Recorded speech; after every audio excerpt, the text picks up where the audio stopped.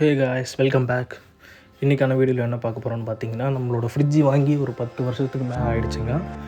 அது பார்த்திங்கன்னா இப்போ வந்து சரியாக அந்த டோர் வந்து க்ளோஸ் பண்ண மாட்டேங்குது. அந்த கேஸ்கெட் வந்து கிராக் விட்டு ஒழுங்காக மூட மாட்டேங்குது. இது மாதிரி ஆச்சுன்னா அதிகமாக கரண்ட்டு பில் தாங்க செலவாகும். அதனால் இப்போ நம்ம என்ன பண்ண போகிறோம்னா, இந்த கேஸ்கெட்டை வந்து நம்மளே சேஞ்ச் பண்ண போகிறோம். எந்த ஷாப்புக்கும் யாரையும் கூப்பிடாமல் நம்மளே சேஞ்ச் பண்ண போகிறோம். அது எப்படின்னு இந்த வீடியோவில் காமிக்கிறோம் பாருங்கள். இந்த சைஸ்லாம் நான் அளவு எடுத்துகிட்டு அதுக்கேற்ற மாதிரி ஆல்ரெடி ஆன்லைனில் ஆர்டர் போட்டுவிட்டேன். அதுவும் வந்து பார்த்தோன்னா வந்துருச்சு. அதோட அன்பாக்சிங் தான் இது. இது கூடவே வந்து பார்த்திங்கன்னா நம்ம பழைய ரப்பர் இருந்துச்சுங்களா, அதை வந்து நீங்கள் கையால் பிடிச்சி இழுத்தாலே வந்துடும். நான் பண்ணுறேன் பாருங்கள். கையாலே பிடிச்சி இழுத்துட்டு அதை அப்படியே கொஞ்சம் க்ளீனும் பண்ணிக்கலாம். ரொம்ப அழுக்காக இருந்துச்சு அது.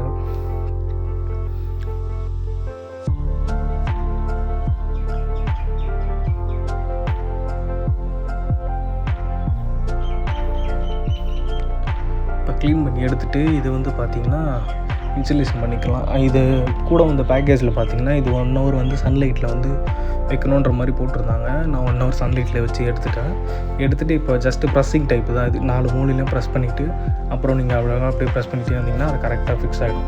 இது ஃபிக்ஸ் பண்ணிவிட்டு இப்போ பார்த்திங்கன்னா கேப் எதுவும் இல்லாமல் கரெக்டாக பர்ஃபெக்டாக இருக்குது. நீங்கள் பண்ணுற மாதிரினா